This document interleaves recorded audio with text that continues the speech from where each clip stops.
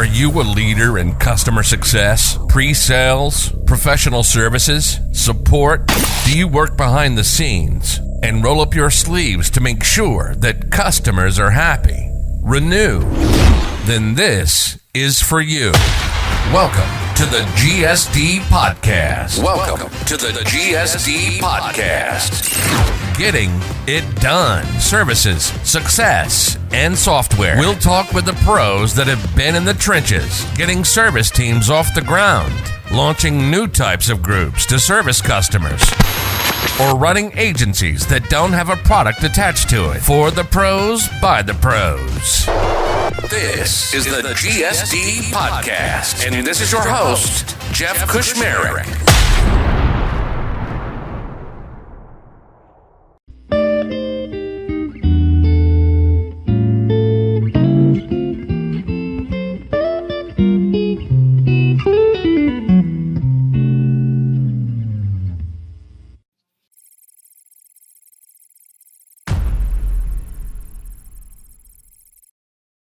Hey, it's Jeff. Just a quick note on this episode. There was a mic issue on my end, so it was getting a little distorted. I sent it out for some processing, got cleaned up. It just sounds a little compressed and funky, but good news, I don't speak that much on this one. A couple of quick points. Aaron's great, so just gave him the ball, and he took it and ran. So enjoy it, and I'll see you next time.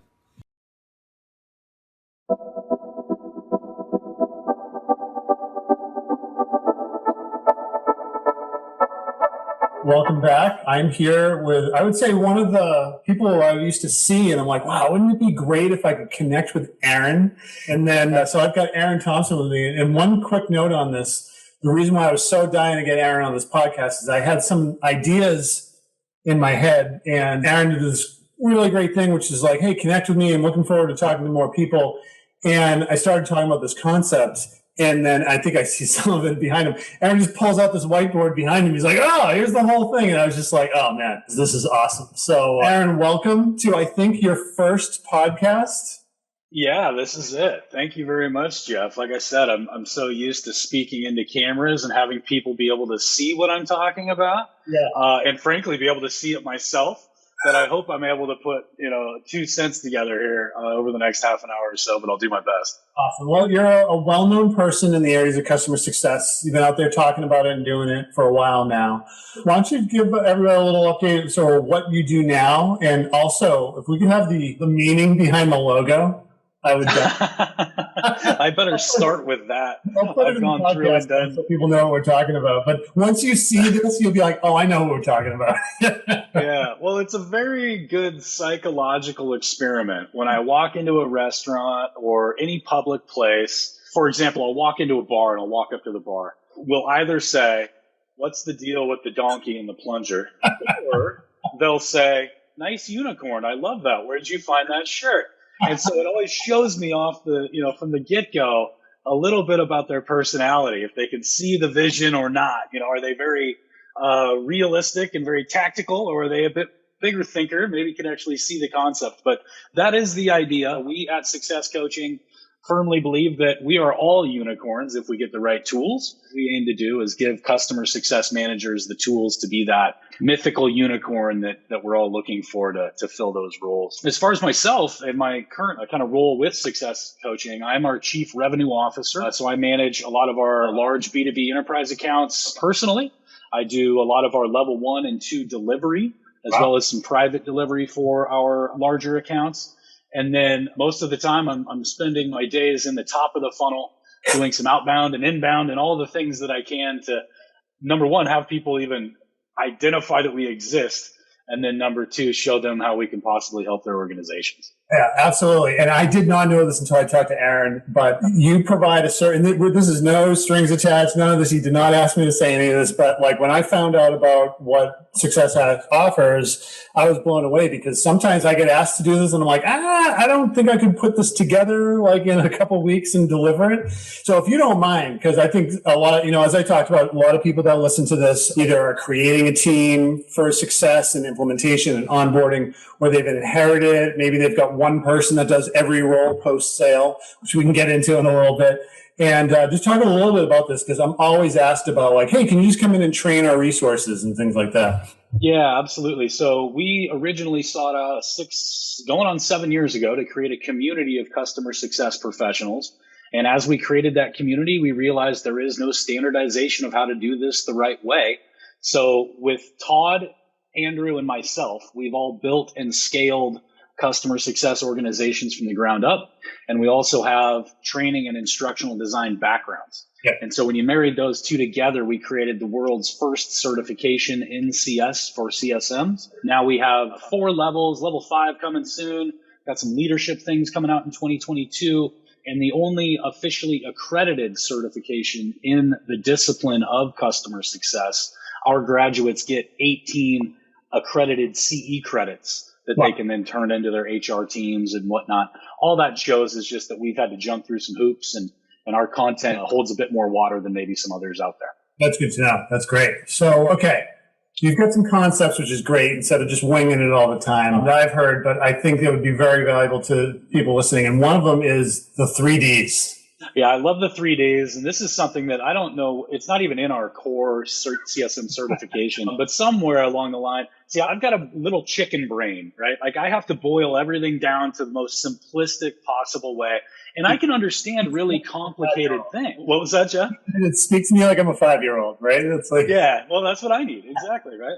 And so I can understand complicated things if I can distill it down into bite-sized chunks. Yeah. And that's what I looked at with customer success. So if we look at the whole soup to nuts effort and practice of customer success, what is customer success? It really comes down to, first off, we have to define what success is, first and foremost. Yeah. And if we can't define it, then we certainly can't do the next D, which is deliver it. And once we define what success is in terms of a desired outcome plus a desired experience, that's the formula for the definition. The customer's definition of success, CS, equals the customer's desired outcome, CO, plus the customer's desired experience, CX. And we've seen this out there in the industry for years now. But then it's like, well, then what do we do from there? Then the next step is to deliver that definition. So once we've identified what it is, now we're going to deliver it, and we're going to give you what you want in terms of an outcome.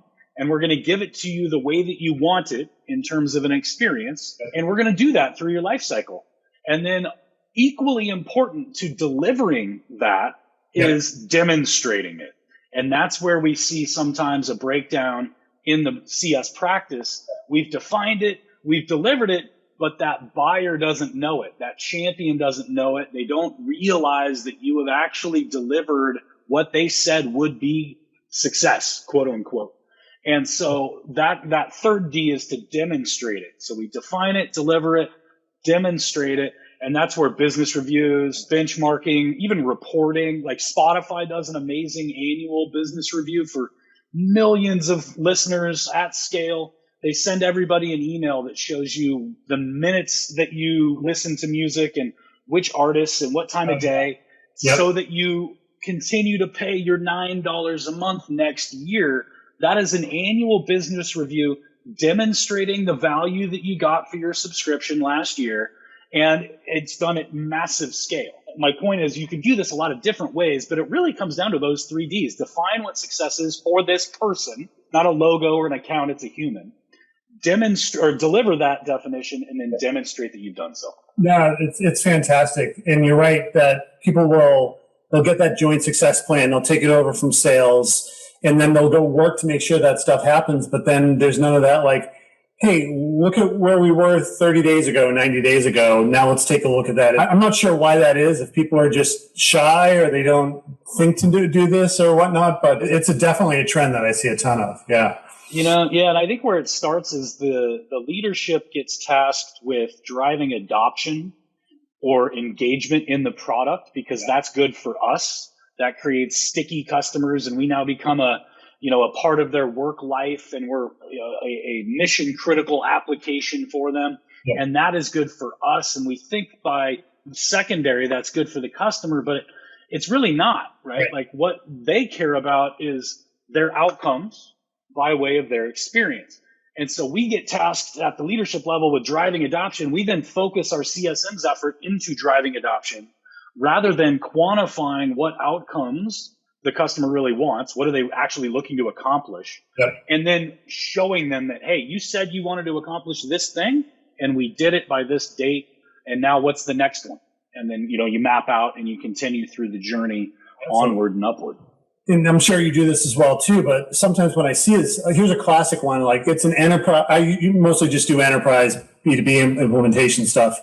And something will be like 6 months long. And it'll be like, well, have you had a QBR with the customer yet? And they're like, no, we're still in implementation. And it's like, so you've done nothing then over the last 6 months? Like maybe you've moved data over. Maybe they're able to see like all these little things that people, I think just they get super tactical and wound down in the, I need this live by this date. And then it needs to become like, let's take your level above. Let's go talk to the person who is, reporting to the person or whatever that you're dealing with, or vice versa. And then show them all the things that you've been able to accomplish, and do that more. It doesn't have to be 90 days. You can do every 30 days. It just, this is where we were, this is where we're going and things like that. So absolutely. Awesome. Yeah. As we accomplish outcomes, we need to show the customer we've done it. Right. Yeah. And you've got your executive sponsor and you've got your champion, and that champion gets it because they work with you every day. They know it. Yeah. But the sponsor who owns the P&L and the budget doesn't necessarily. And that's why that demonstration D is so important.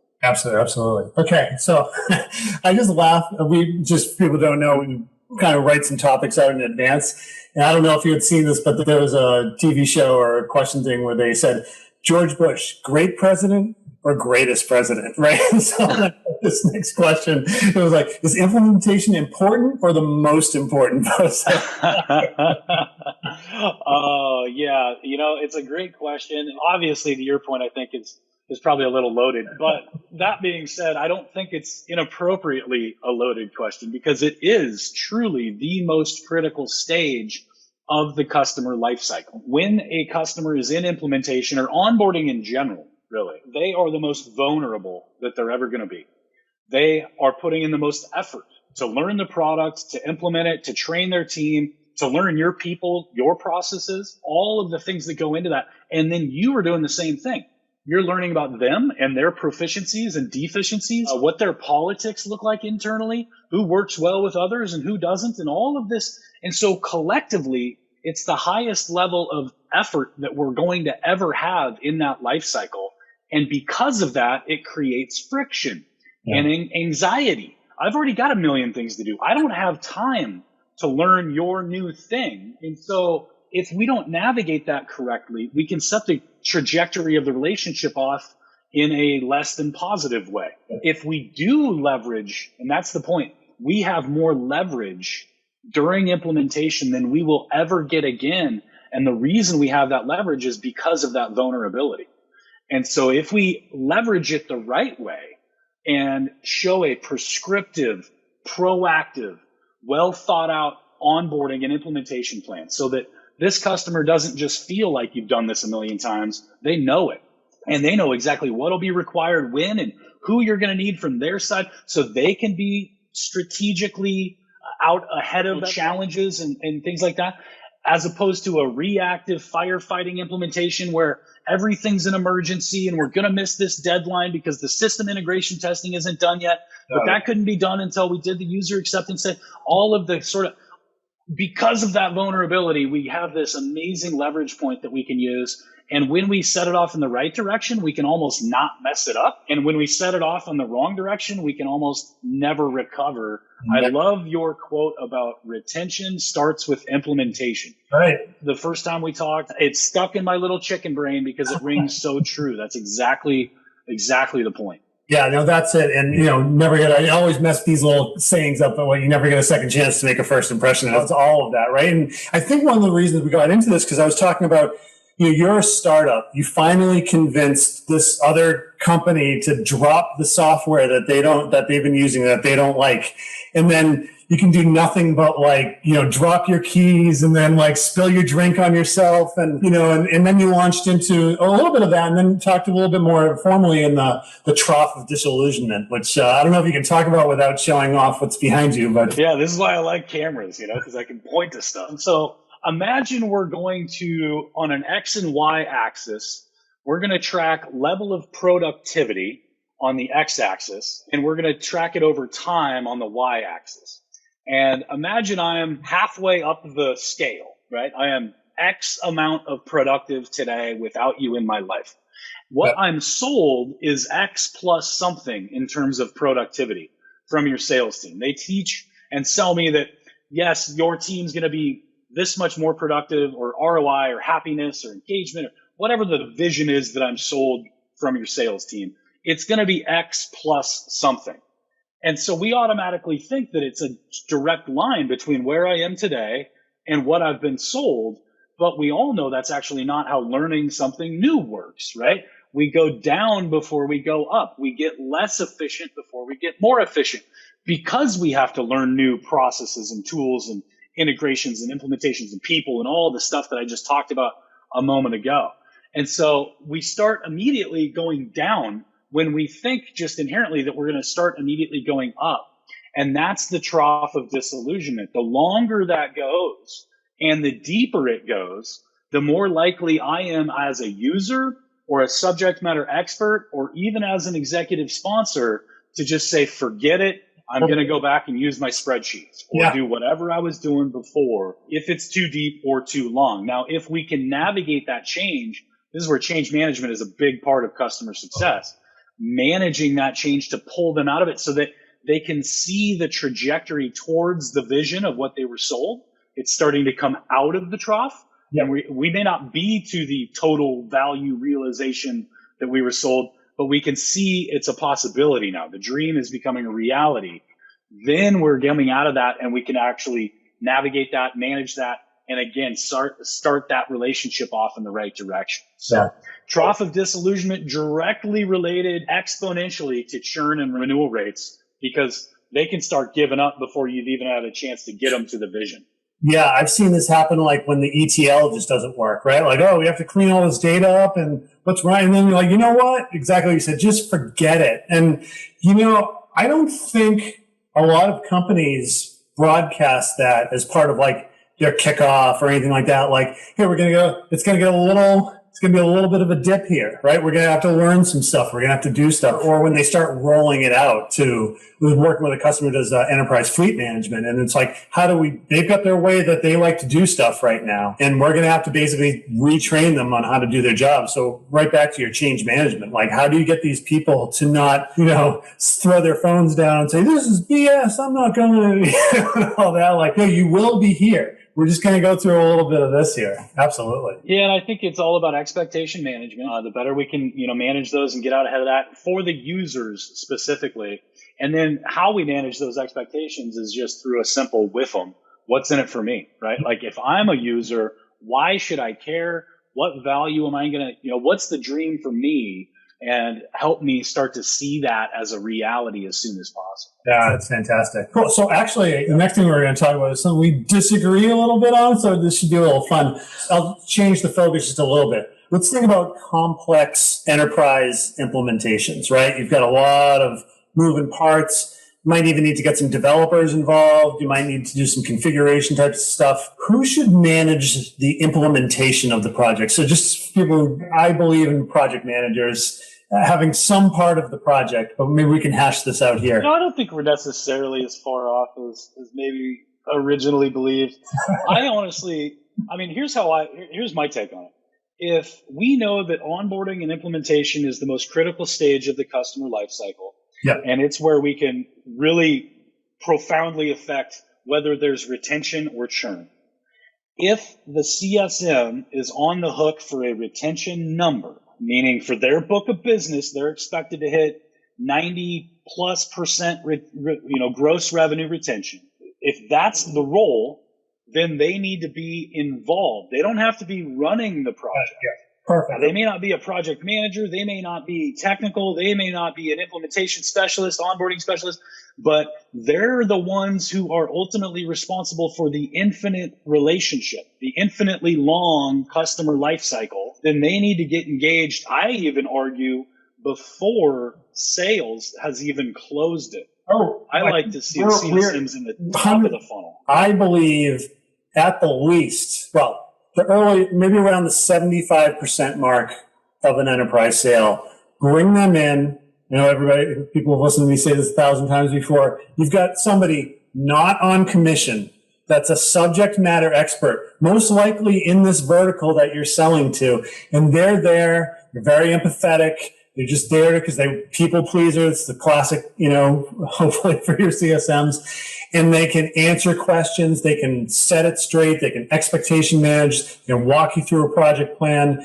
100%, like getting them involved in the pre-sales versus the classic model of, hey, we just closed this awesome deal. They want to kick off tomorrow. Can you do that? And we're like, what do they do? Who are these people? Like, yeah, exactly. Yeah. And the other important aspect of this concept of bringing customer success out of post-sale and into pre-sale is to do success planning at that stage so that we're actually selling outcomes and through what experience they want. Again, going back to the define, deliver, demonstrate, that definition of success needs to happen pre-sale so that we can sell that definition as opposed to selling a product, feature, and function and then having to try to deliver a definition of success. I want to sell the delivery of the definition. You got a step further, because one of the things I get asked about all the time is, how do you stop a situation from happening when people will say, well, we're not live yet? It's not everything's turned on, right? But if you did your success planning like you're talking about in the beginning, you said, what are the 3 most important things you want during this implementation phase? And they're like, we want users to be able to do X, users to be able to do Y, and users to be able to do Z, right? So suddenly, it's not, is every feature in the world turned on? Are the users able to do X, Y, and Z? And if they are, tell your finance team you can start billing for your ARR instead of this turning from a 3-month implementation into a 9-month, because maybe something that they thought they were getting was on the roadmap. And and they're waiting for that little feature to show up and everything like that. Yeah, I always like that. I never want to give all of the value to the customer up front. Right. I want to dole it out over the course of the contract. And I want the CSM to be the one navigating that so that there's always more value to provide. That's brilliant. And that can be, right? I mean, that can be through like disabling parts of the product, which, like a perfect example is a Salesforce rollout. You don't want all of Salesforce on day one. It's too overwhelming for your users. I want a very simplified, boiled down version, and then I can create more maturity over time with the help of the CSM. So it adds that trusted advisor becomes a more easily attainable role for your CSM, and it manages that trough of disillusionment. I just have to learn how to do a couple of things. That's much less overwhelming than understanding everything about this huge, to your point of these large B2B enterprise implementations. Yeah, no, that's fantastic. I had never thought about that, but I really like that strategy. The Salesforce one's perfect for that too. Like if you just were like prospecting, like, yes, that's all I need to see. I don't need to see like these 15 other tabs across the top or something like that. That's awesome. But I think we're good. I think that here then, let me see if I can sum it up. The CSM owns the relationship. As I used to say, which might be the wrong metaphor, they're the quarterback, right? They're going to hand it off to the implementation team, or maybe they throw a pass to the project manager, and the project manager has the ball for that particular moment. But you're the owner, or maybe you're the coach, but you are the one that's, as a CSM, driving everything and making it happen, versus, which I've certainly seen plenty of, like CSMs being like, let us know when it's live, and then we'll transition over to the CSM, which is, I'm assuming that's what you wanted to avoid. If the CSM's on the hook for retention. Yes. That's the thing. If they have a number that they're expected to hit, then they need to be, yes. And instead of a quarterback, I always use the analogy of a road trip. It's just so crystal clear. So your customer's journey is just a road trip. And the tool that we're going to use, the car on the road trip, is the product or service that they bought. Yep. That's the tool we use to get from point A to point B. The customer is the driver of that car. They're the ones using the tool. Yep. I, as the CSM, am the navigator sitting alongside them. And my job is to give you a roadmap of where you are, where you want to go, and all of the various ways to get there, and help you make educated decisions, just like I would as sitting shotgun in a road trip. So I use that analogy because that's really more the role. It's not that, because a quarterback's like a project manager, and there is elements to that. There is project management depending on the role. but just inherently in terms of a CSM's relationship to a customer, whether it's enterprise B2B high touch or one-to-many, totally tech touch, scalable, infinitely scalable, a CSM's role is to be that navigator, helping those champions and sponsors achieve what their definition of success is. That's great. And I was really hoping you'd bring a mixtape into this conveation. a lot of Boston and Chicago and all the other 80s. Need some Journey on your mixtape? Absolutely. Journey. Don't stop believing, Joe. Don't stop believing. Oh, man. Aging ourselves. All right. So I think we've outlined what the ideal implementation team looks like. We've got the journey there. I think that's pretty good. I think that's a great way to navigate through eliminating these types of troughs of disillusionment, as we said right there. What are we missing? What do we skim over that we didn't cover here for making sure that the customers are going to be fully happy and satisfied and delighted? Well, I think the biggest thing is to not try to define anything ourselves, all the way from identifying the first D of, defining what success is. Obviously, that needs to be a conversation with the buyer and the SMEs, probably. Yeah. Okay, so that one, most people get that one right. Then the delivery of it, oftentimes we get that right. We actually give them what they want and we deliver that, etc.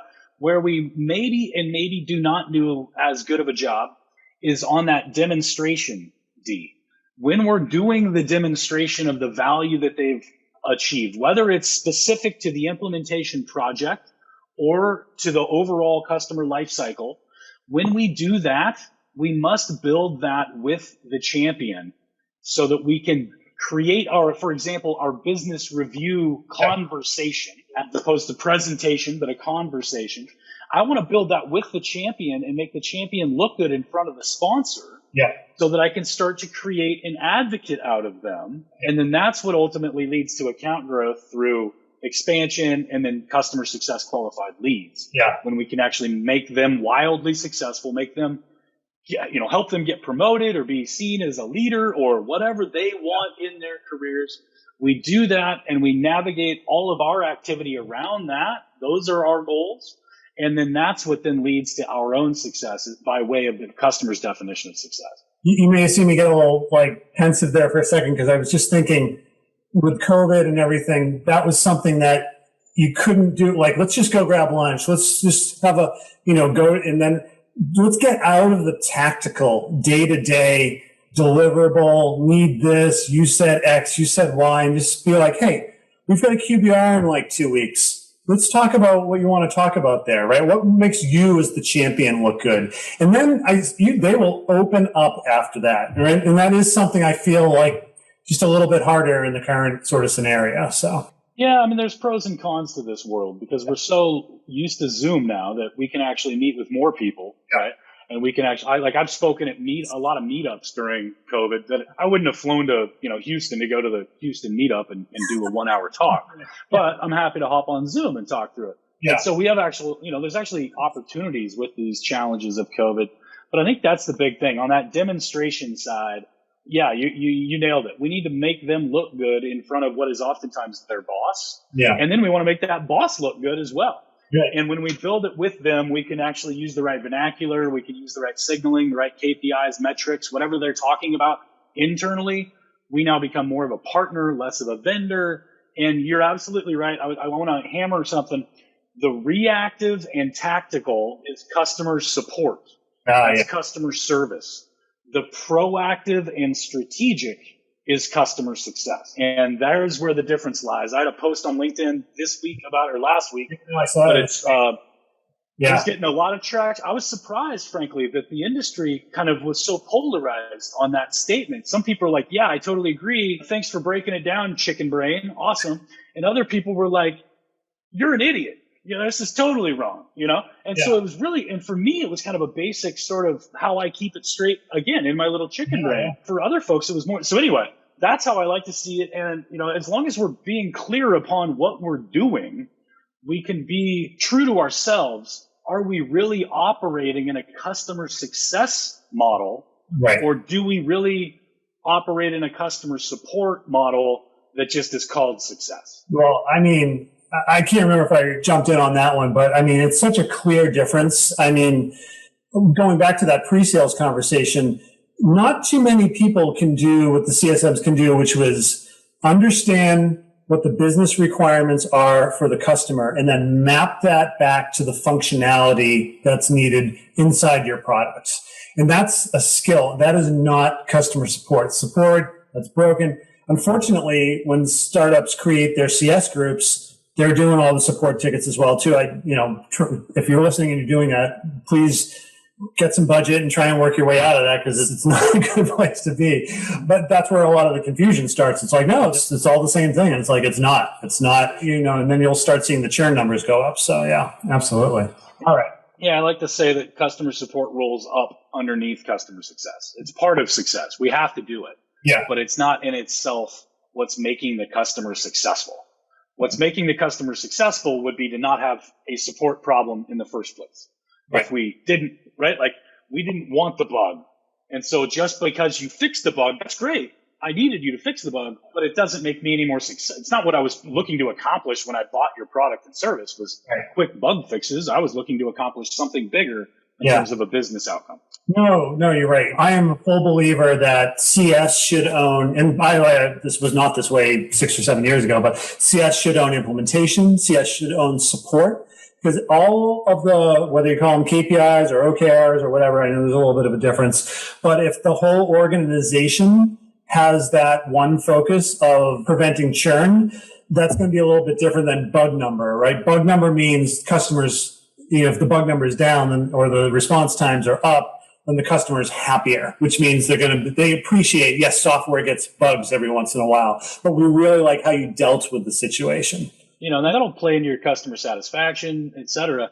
But make no mistake, there is no added value to your customer just because you hit your initial response time, your service level agreement. They didn't want you to have to get back to them about the bug in the first place. Exactly. We got to keep that clear. So, anyway, I digress. No, that was good. Listen, I know I promised I'd keep it short and sweet, but I've been trying to wrap these up with either what was your COVID hobby or what are you able to do now that things are getting a little better, hopefully, out there. So I can't remember the bread baker or not. So I never got into the bread baking, but I did like the all of a sudden socially acceptable day drinking. I was thinking that sounded like a good COVID hobby for me. But in all seriousness, we early into COVID, we started grabbing these scooters because in Portland, Oregon, where I'm based, we didn't just have COVID. We had nightly riots for over 100 nights in a row. And so everything was getting boarded up and burned down and all this stuff. And so my fiance and I would go grab the scooters, we'd throw on masks, bring a big giant, a thing of Clorox wipes, and we would buzz around town looking at all the artwork, whether it was graffiti or actually artwork placed on wooden boards that had been there to protect the windows and stuff. To Portland's credit, we are very creative and artistic, and there is a lot of culture here for a smaller city, relatively speaking. And so we were able to find some really cool artwork and just kind of get out in the city and experience what was happening real time. Wow, that is amazing. It's a little bit better than the bread baking. So it was a very unique thing to embark upon. But we've got some really cool pictures of some amazing art, both commissioned to be there on purpose, as well as maybe just done at night by a local artist, I'll call it. Oh yeah, I love when you drive by some community and then somebody's some random mural has popped up, and I live about 10 minutes north of Boston, so I'm in there and we see that stuff all the time as well too. So listen, where can people find out more about you and SuccessHacker and everything else? Yeah, actually the successcoaching.co is the best website. We're still trying to wrestle away the .com. You could also go to successhacker.com or .co. We got both of those. Yep. But the Hacker website doesn't have as much detail on our training options. Yep. That's our parent company. And it also includes consulting and some other recruiting, some other services that we provide. But if you're interested to find me, you can just email me, aaron@successhacker.com, and I'll be happy to help. Our mission is to help people get into and thrive within the customer success industry. So if anybody out there thinks I can help in any regard to do that, email me or find me on LinkedIn, Aaron Thompson. I've got the goofy red pants on. Well, that's fantastic. Really appreciate you jumping on. And I'll put all that in the show notes as well, too. Aaron, just hold on one quick second. I'm going to stop the recording, and then we'll just wrap up here. Thanks, Jeff. I appreciate it. You got it.